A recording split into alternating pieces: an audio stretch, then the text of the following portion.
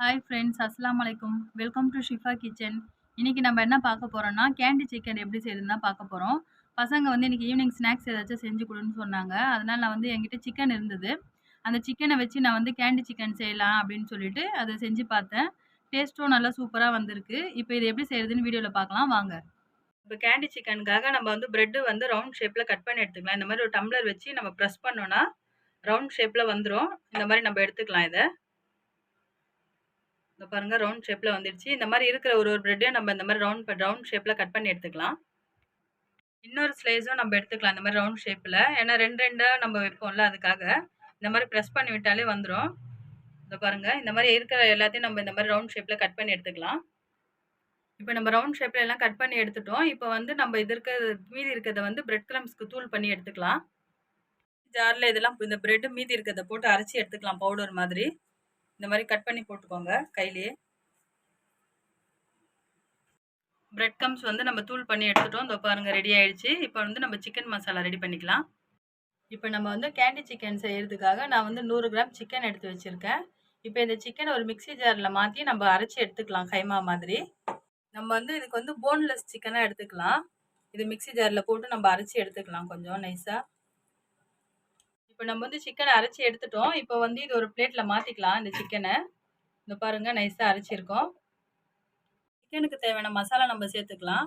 First இதுக்கு தேவையான அளவு சால்ட் சேர்த்துக்கலாம். அப்புறம் ஒரு ஸ்பூன் கரம் மசாலா எடுத்திருக்கேன் நான், அதையும் இதில் சேர்த்துக்கலாம். அப்புறம் சில்லி பவுடர் இது வந்து நான் 2 ஸ்பூன் எடுத்திருக்கேன், இதையும் இதில் சேர்த்துக்கலாம்.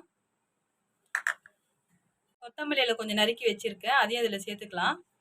சேர்த்துட்டு லெமன் ஜூஸ் வந்து நான் ஒரு 1/2 லெமன் புழிஞ்சு வச்சிருக்கேன், அந்த ஜூஸையும் இதில் சேர்த்துக்கலாம்.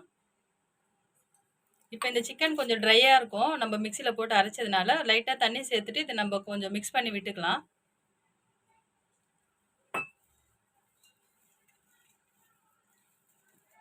இப்போ இந்த சிக்கனில் மசாலாலாம் போட்டு மிக்ஸ் பண்ணி ரெடியாக வச்சுட்டோம். இப்போ 1 கப் மைதா எடுத்துக்கிறேன், நம்ம வந்து மைதா மாவு கோட் பண்ணுறதுக்காக. இப்போ இந்த மாவுக்கு தேவையான அளவுக்கு 1 ஸ்பூன் சில்லி பவுடர் சேர்த்துக்கலாம்.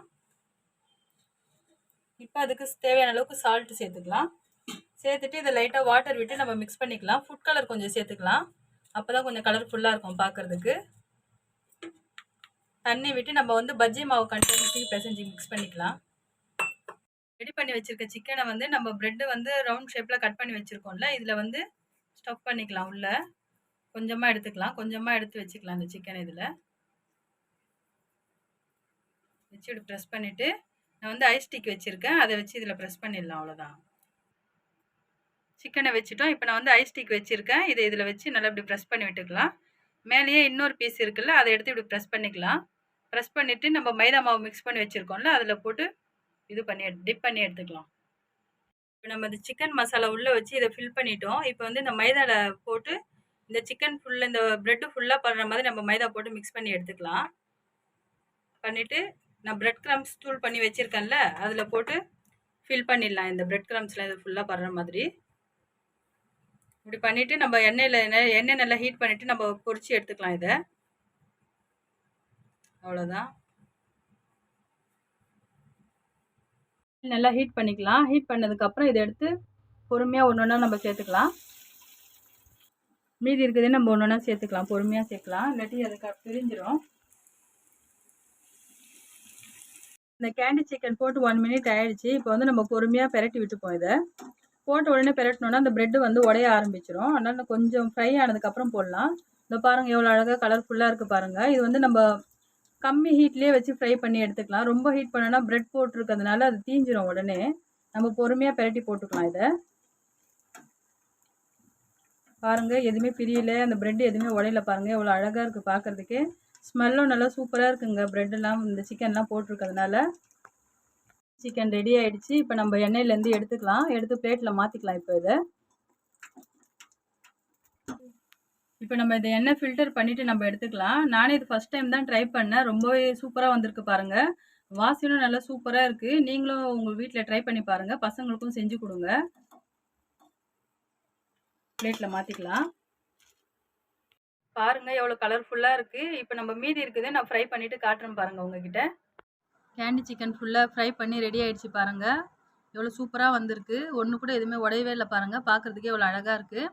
நல்லா மொறு மொறுன்னு கிறிஸ்பியாகவும் இருக்குது. சாப்பிட்றதுக்கு நல்லா டேஸ்ட்டாக இருக்கும். மைனஸு சாஸ்லாம் தொட்டு சாப்பிட்டோன்னா டேஸ்ட்டு சும்மா சூப்பராக இருக்கும். இது பாருங்கள், நான் இப்போ உடச்சி காட்டுறேன். எவ்வளோ சூப்பராக வந்திருக்கு பாருங்கள். உள்ளே இருக்க அந்த சிக்கன் எல்லாம் எப்படி இருக்குது பாருங்கள். நல்லா வெந்து நம்ம மைனஸ் தொட்டு சாப்பிட்டா டேஸ்ட்டு நல்லா சூப்பராக இருக்கும். நீங்களும் வீட்டில் ட்ரை பண்ணி பாருங்கள். ஓகே, பாய்.